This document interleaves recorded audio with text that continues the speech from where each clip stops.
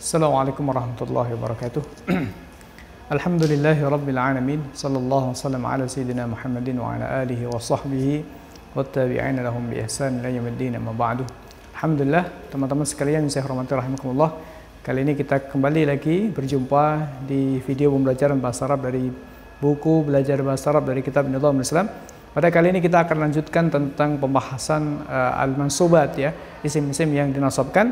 Kali ini kita akan membahas tentang mansubat yang kelima, isim yang dinasabkan bagian yang kelima itu adalah al-maf'ulul mutlaq. Itu adalah maf'ul mutlaq, pembahasan yang keempat.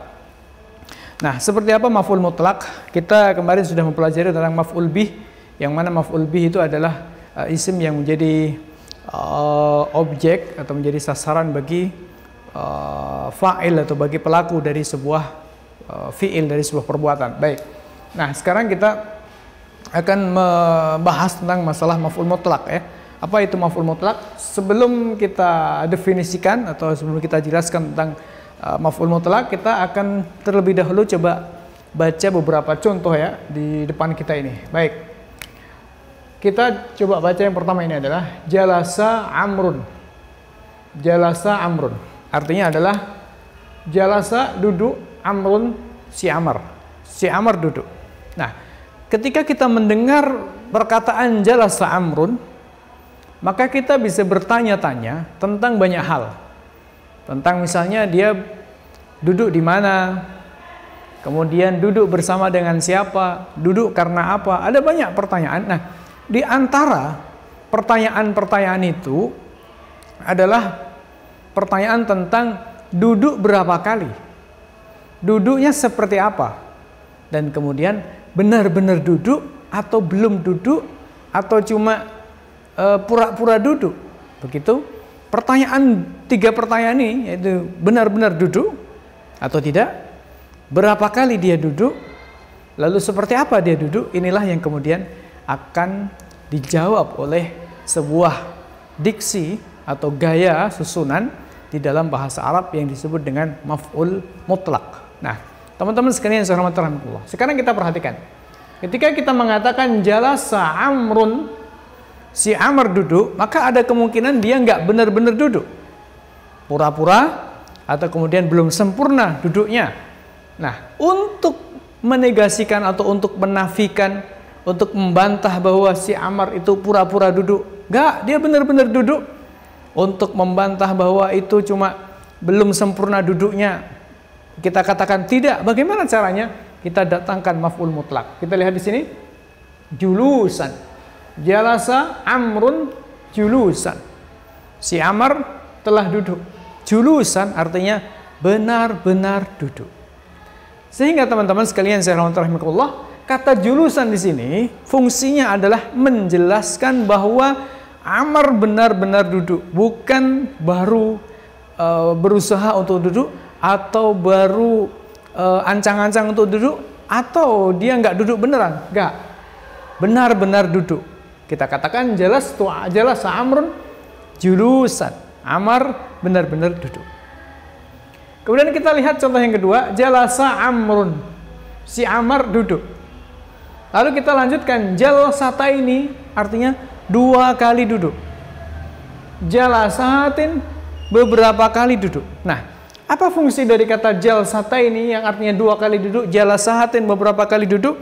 Jawabannya adalah menjawab pertanyaan tentang berapa kali si Amr itu duduk. Ketika kita mengatakan jalasa amrun, si Amr duduk, pertanyaannya berapa kali dia duduk? Jawabannya bisa kita jawab dengan maf'ul mutlaq. Jalsata ini dua kali duduk, jalasatin beberapa kali duduk. Yang ketiga, teman-teman sekalian yang dirahmati Allah, kita lihat di sini jalasa amrun, si Amr duduk. Kita bertanya, duduknya seperti apa? Seperti duduknya seorang yang kesakitan, seperti duduknya orang yang kelaparan, seperti duduknya orang yang kekenyangan, atau seperti duduknya orang yang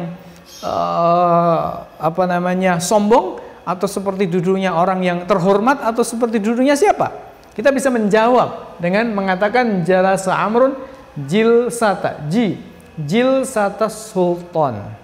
Si Amr duduk seperti duduknya sang sultan ya, seperti duduknya sultan. Nah, teman-teman sekalian saya hormati rahimakumullah, Amr duduk seperti duduknya raja. Itu menjawab pertanyaan seperti apa duduknya raja. Nah, dari sini teman-teman sekalian saya hormati rahimakumullah, kita bisa mengambil kesimpulan yang namanya maf'ul mutlaq. Yang disebut dengan maf'ul mutlaq adalah masdar. Masdar. Kita lihat semuanya masdar. Ini masdar, ini masdar, ini masdar, ini juga masdar ya. Masdar. Masdar yang bagaimana? Zukira li ta'kidi amilihi. Masdar yang disebutkan, diucapkan, ditulis, dikatakan li ta'kidi amilihi dalam rangka menguatkan fiilnya. Amil di sini maksudnya fiil kalau dalam contoh ini, tapi tidak selalu fiil sehingga saya tulis amilnya. Jadi berarti menguatkan kata jalasa, benar-benar duduk, li ta'kidi amilihi. Au li bayani adadi, atau menjelaskan jumlah atau hitungan amilnya, menjelaskan jumlah hitungan berapa kali duduknya. Au nau'ihi, atau menjelaskan tentang model atau macam duduknya. Jalasa amrun jilsatas sultan, si Amr duduk seperti duduknya raja. Berarti bayan li nau'ihi, menjelaskan macamnya amil, macamnya jalasa ini. Nah, teman-teman sekalian rahimakumullah, itulah yang kita maksud atau yang dimaksud oleh para ahli bahasa nahwu, ahli pembahasan nahwu, yaitu adalah al-maf'ul mutlaq, maf'ul mutlaq. Demikian teman-teman sekalian rahimakumullah terkait dengan definisi dan contoh maf'ul mutlaq untuk memberikan penjelasan terkait dengan definisi. Nah, kita di sini ada beberapa contoh yang akan mempertajam pemahaman kita terkait dengan masalah maf'ul mutlaq ini. Coba kita lihat di sini beberapa contoh dari kitab Nizamul Islam. Fakana la budda min taghyiri fikril insan taghyiran asasiyan. Fakana la budda, maka la budda, fakana la budda, maka harus min taghyiri fikril insan, mengubah pemikiran manusia, taghyiran asasiyan, dengan mengubah yang mendasar. Di sini kata taghyiran mansub. Kenapa dia mansub? Jawabannya karena menjadi maf'ul mutlaq. Maf'ul mutlaq dari mana? Dari amilnya, itu kata taghyir. Sini fungsi dari taghyiran ini adalah untuk memberikan penjelasan berkaitan dengan perubahan yang seperti apa. Kalau tadi yang kedua, yang ketiga ya, duduk yang seperti apa. Di sini diberikan penjelasan taghyiran asasian, perubahan yang mendasar. Jadi untuk menjelaskan model perubahannya. Bukan sembarang perubahan, tapi taghyiran asasian, perubahan yang mendasar. Baik. Contoh yang kedua, al-fikru 'anil hayatid dunya la yatarakkazu tarakkuzan muntijan illa. Pemikiran tentang kehidupan dunia itu la yatarakkazu, tidak bisa menancap, tidak bisa memusat, tidak bisa memfokus. Tarakkuzan, dengan memfokus, muntijan, yang produktif, illa, kecuali titik-titik selanjutnya ya.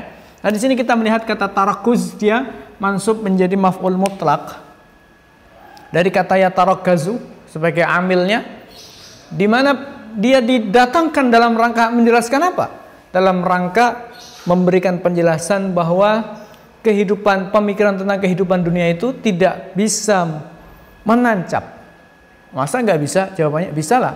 Iya, tetapi bukan sekedar menancap, tarakkuzan, muntijan. Tarakuz, menancap yang benar-benar, muntijan, memberikan hasil ya, produktif. Nah, jadi berarti model yang ketiga ini, amrun jalasa amrun jilsatas sultan. Nah, teman-teman sekalian saya hormati rahimakumullah, kita lihat lagi, thumma la yajidu fi anfusihim, ya bukan min, fi anfusihim, thumma la yajidu fi anfusihim harajan mimma qadaita wa yusallimu taslima. Jadi cirinya orang mukmin ini menerima apa yang disyariatkan oleh Allah Subhanahu wa taala, kemudian la yajidu, mereka tidak mendapati fi anfusim, dalam hati mereka, harajan, rasa sempit, mimma qadaita, dari apa yang diputuskan oleh Rasulullah, wa yusallimu taslima, dan mereka berserah diri tasliman, dengan sebenar-benarnya. Nah, di sini teman-teman sekalian saya hormati rahimakumullah, kita melihat kata tasliman. Kita melihat kata tasliman. Untuk apa dia didatangkan kata tasliman? Jawabannya adalah untuk memberikan penegasan, penguatan, pengukuhan terkait dengan yusallimu, terkait dengan menyerahkan diri, bukan sembarang menyerahkan diri, tapi wa tasliman, menyerahkan diri yang sebenar-benarnya. Berarti masuk ke dalam contoh yang pertama ini, jalasa amrun julusan, masuk ke dalam ta'kidi amilihi, dalam rangka menjelaskan menegaskan amilnya. Baik, teman-teman sekalian rahimakumullah. Lalu contoh yang terakhir, mimma yadullu dalalatan qat'iyatan ala annaha makhluqatun li khaliqin. Semua alam semesta ini kalau kemudian kita amati, kita akan mendapati sesuatu yang menunjukkan bukti, yadullu, menunjukkan, dalalatan, dengan penunjukan, benar-benar menunjukkan, yang sifatnya benar-benar menunjukkan qat'iyatan, pasti, ala annaha makhluqatun li khaliq, bahwa alam semesta ini diciptakan oleh Sang Maha Pencipta. Teman-teman sekalian rahimakumullah, kata dalalatan ini menjadi maf'ul mutlak dari kata yadullu, menunjukkan, dalalatan dengan benar-benar menunjukkan, sehingga difungsikan untuk menjelaskan tentang takkid, ya, menguatkan amilnya, menjelaskan tentang amilnya, atau juga bisa memberikan penjelasan tentang nau'nya, model penunjukannya seperti apa, yaitu qat'iyatan. Nah, teman-teman sekalian rahimakumullah, jadi itulah yang disebut dengan maf'ul mutlak. Mudah-mudahan dengan definisi yang singkat dan contoh yang juga singkat ini bisa memberikan penjelasan kepada kita apa sih yang disebut dengan maf'ul mutlak, dan kita memiliki gambaran secara umum. Meskipun tentunya masih ada banyak pembahasan-pembahasan di sana, tetapi ini mudah-mudahan memberikan gambaran awal terkait dengan maf'ul mutlak. Demikian, wassalamualaikum warahmatullahi wabarakatuh.